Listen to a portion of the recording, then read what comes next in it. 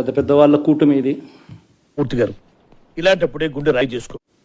ఢిల్లీలో సైతం శాసించే పరిస్థితుల్లో ఉన్న కూటమి ఇది. ఈ ఎంట్రికలు కూడా పీకలేరు వాళ్ళు అని చెప్పి నేను తెలియజేస్తా ఉన్నాను. అది ఈ ఎంట్రికలు కూడా పీకలేరు వాళ్ళు అని చెప్పి నేను తెలియజేస్తా ఉన్నాను. వైఎస్ఆర్సీపీ 12 స్థానాలకు పరిమితమైనట్టుగా తెలుస్తూ ఉంది. కూటమి సునామీలో సంక్షేమం తల వంచిందని చెప్పడం. అదేం చిన్న గుండు చేయించుకున్నావేంట్రా? రేపు జరగబోయే ఎన్నికల్లో వై నాట్ 175 అని చెప్పి 175కు 175 వైనాట్ అని కొంచెం అంగే పారు కన్నా. వైఎస్ఆర్సీపీకి సంబంధించిన నాయకత్వం మొత్తం మంత్రులందరూ కూడా ఓడిపోతున్నటువంటి పరిస్థితి. ఇప్పటికే రాష్ట్ర వ్యాప్తంగా వైసీపీ మంత్రులందరూ కూడా మూకుమ్మడిగా ఓడిపోయారు. జగన్మోహన్ రెడ్డి ఇంకోసారి ఓదార్పు యాత్ర చేస్తే బాగుంటుంది. ఓడిపోయినటువంటి తన మంత్రుల్ని ఎమ్మెల్యేలని ఓదార్పు యాత్ర చేస్తే బాగుంటుందని చెప్పి. ఎందుకంటే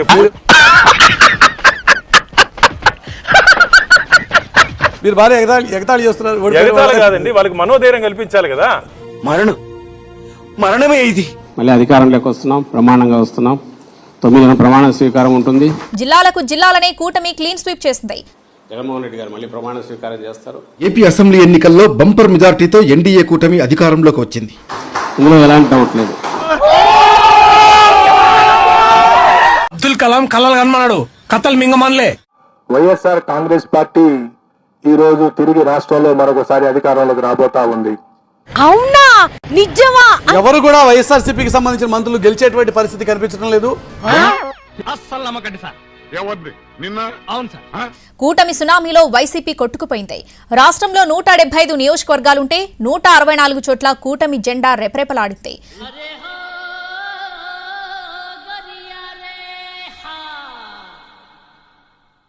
ఇప్పుడు ఎక్కడ కొట్టాలరా నిన్ను? Flash back. ఎక్కువ ఎన్డీఏ కూటమికి సీట్లు వస్తాయని ఆ యాక్సిస్ మై ఇండియా ప్రకటించింది. కరెక్ట్ చెప్పాడు, తప్పే ఉంది. మరి వాళ్ళు ఆ విధంగా ఎందుకు ఇచ్చారో నాకు కూడా అర్థం కావట్లా. ఉంటది అలాగే ఉంటది. ప్రధానంగా ఇండియా టుడే మై యాక్సిస్ ఏకంగా కూటమికి 21 లోక్సభ స్థానాలు వస్తాయని, వైసీపీకి 2 నుంచి 4 స్థానాలు మాత్రమే వస్తాయని అంచనా వేసింది. కానీ ఖచ్చితంగా మా సర్వే నిజం కాబోతా ఉంది. వైఎస్ఆర్ కాంగ్రెస్ పార్టీకి మేము సూచించినట్టుగా 13 స్థానాలకు పైబడి రాబోతా ఉన్నాయి.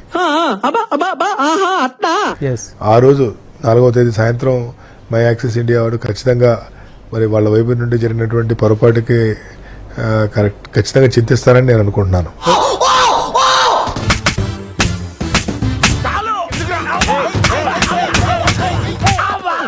ఖచ్చితంగా 21 చోట్ల గెలిచేదానికి 100% జనసేనకి ఆస్కారం ఉంది. గెలిచింది. జనసేన పోటీ చేసిన 21 స్థానాల్లోనూ విజయం సాధించింది. Sir your God sir, God. అయ్యో, చాలా గొప్ప సిద్ధాంతి అని చెప్పినట్టే జరిగిపోతుంది.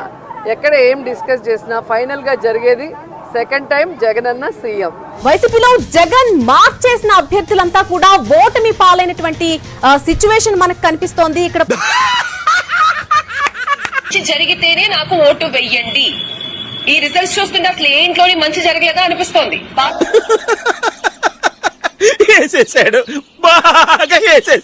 బాబు is back. After gap boss is back. ఎక్కడ పోగొట్టుకున్నారో అక్కడే వెతుక్కున్నారు. ఎక్కడ అవమానం పాలయ్యారో అక్కడే అధికారం సంపాదించుకున్నారు.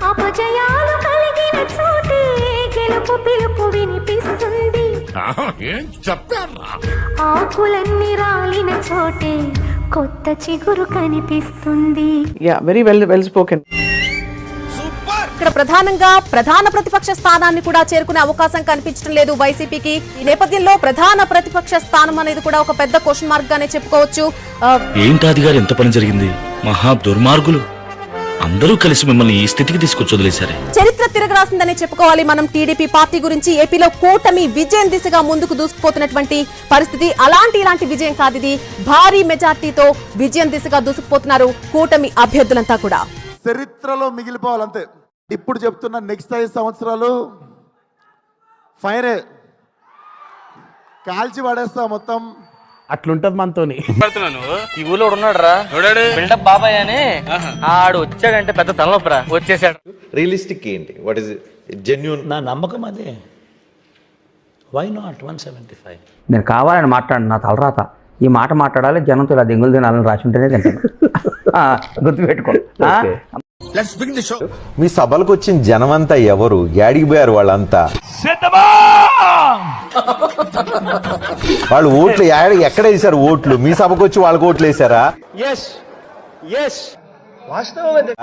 ఏంది ఇది?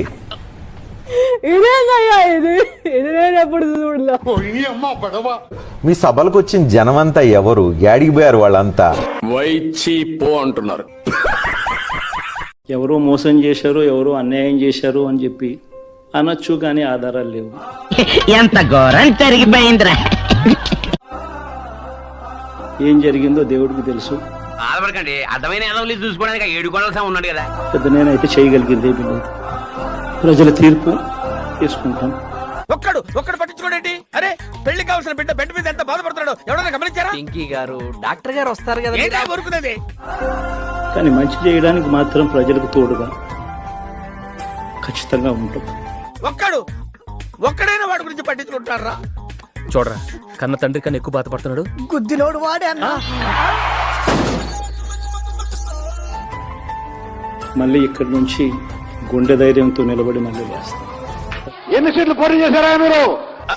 అంటే అది 175కు 175. పోటీ చేస్తే ఎన్ని సీట్లో గెలిచింది మీరు?